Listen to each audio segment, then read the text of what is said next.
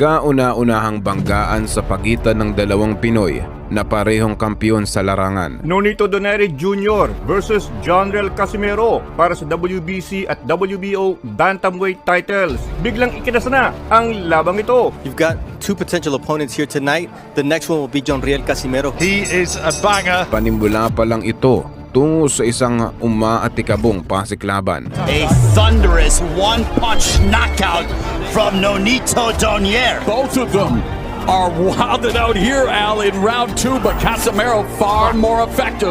On a thunderous left hook! 118 pounds.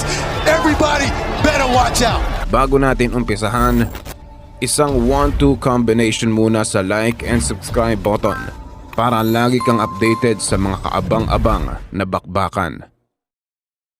Isa na namang bantamweight bonanza ang ating masasaksihan. Magandang laban ito and it speaks of the level of Philippine boxing. Ito'y hatid ng dalawang batikan sa pandaigdigang tagisan. Dalawang mandirigma ang maglalaban para sa isang unifikasyon. Ang mananaig ay maaaring makaharap ang tinaguriang The Monster ng mga Hapon. Liver shot!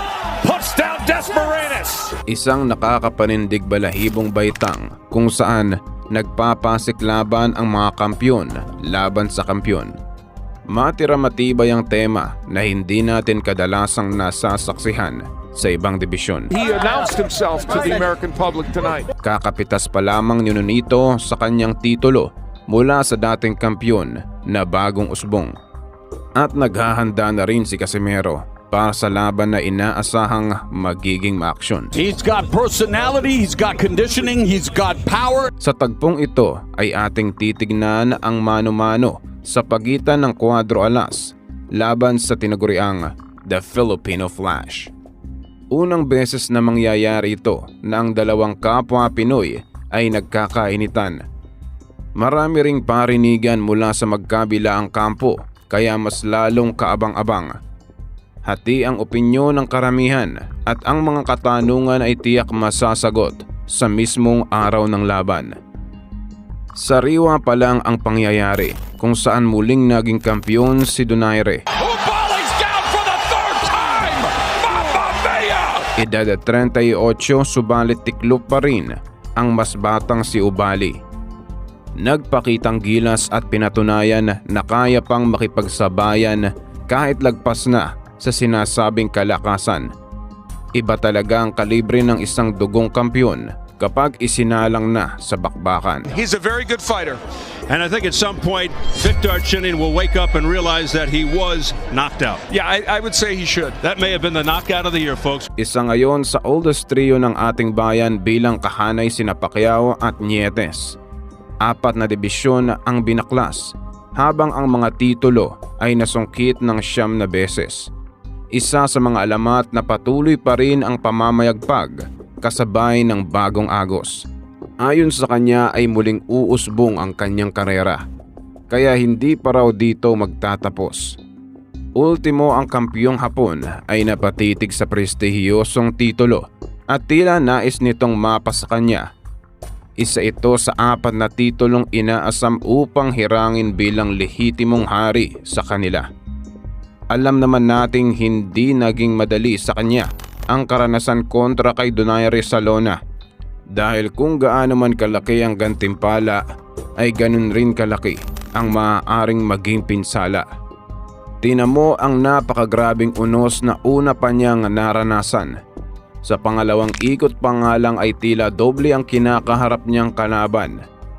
Ipinilit maitawid ang maladilubyong karanasan sa kamay ng ating kababayan.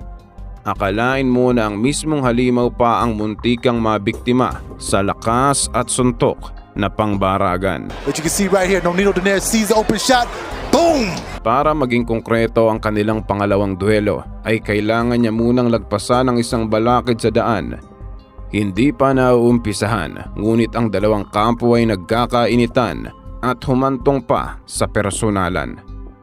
Banggaan ng dalawang solid sa bakbakan, kaya talagang ito'y kaabang-abang. Total binanggit na, abay kalaga na natin at pakawalan na ang ating bersyon ng isang halimaw.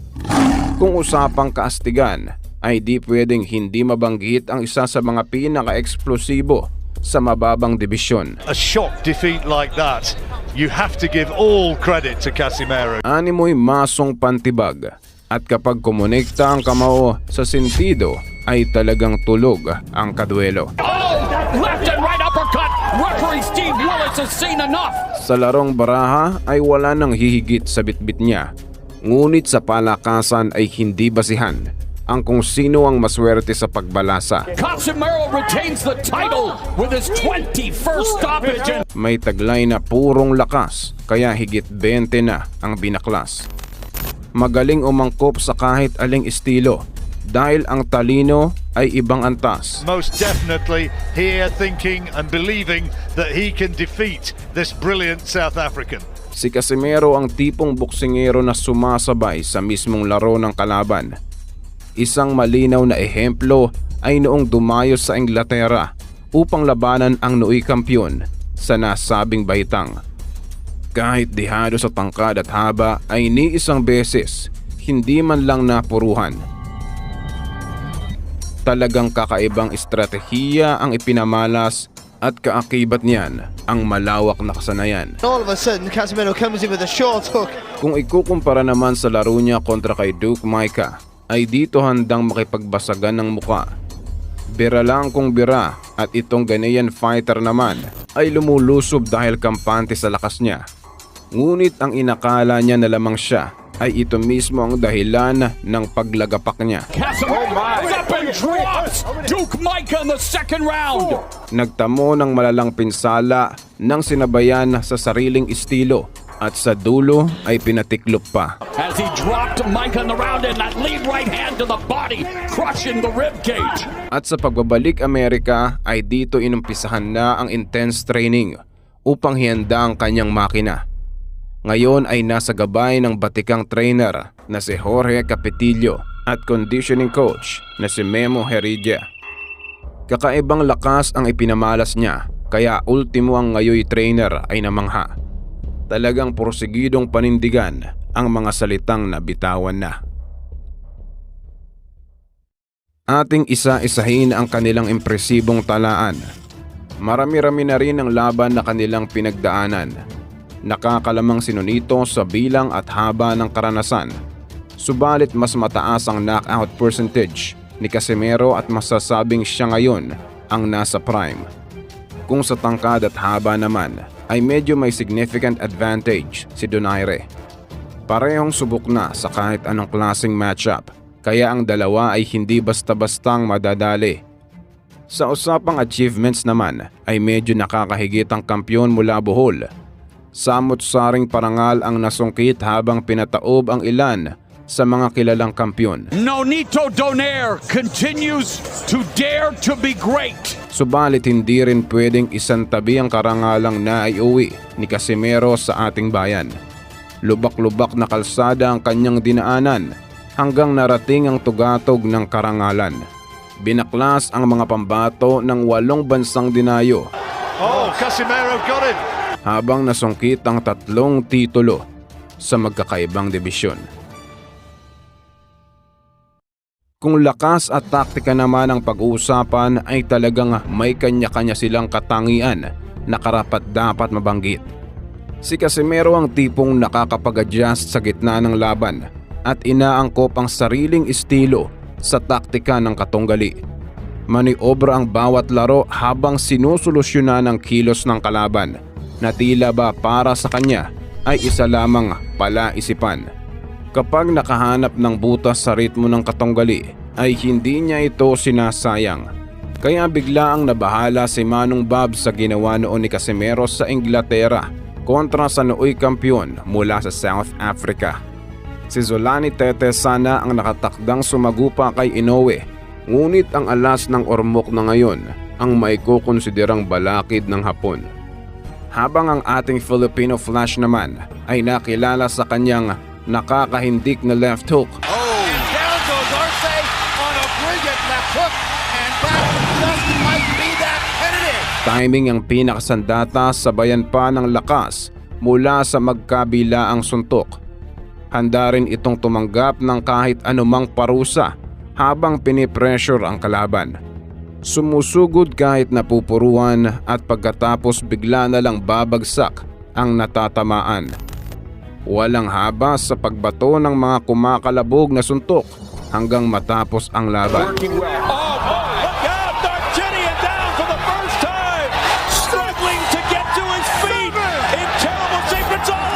May mga iilang katangian rin naman na maihahalin tulad ang dalawa.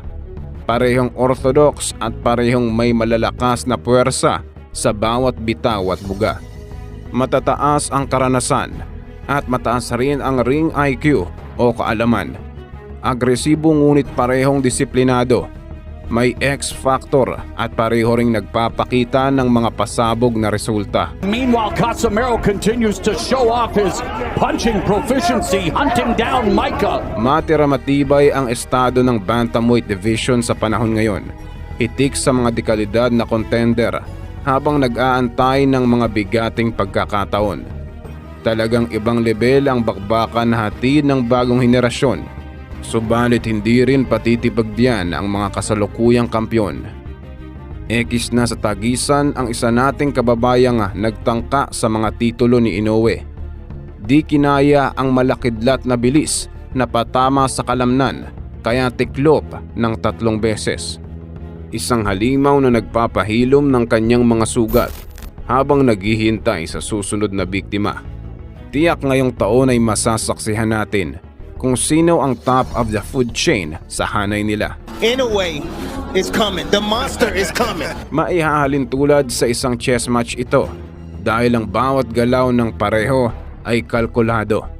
Isang manlalakbay na mandirigma kontra sa isang boksingerong nakilala dahil sa lakas ng kamao.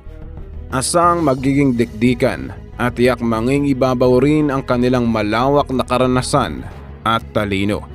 At sa isang maling hakbang lang ay paniguradong tapos ang nasabing duelo.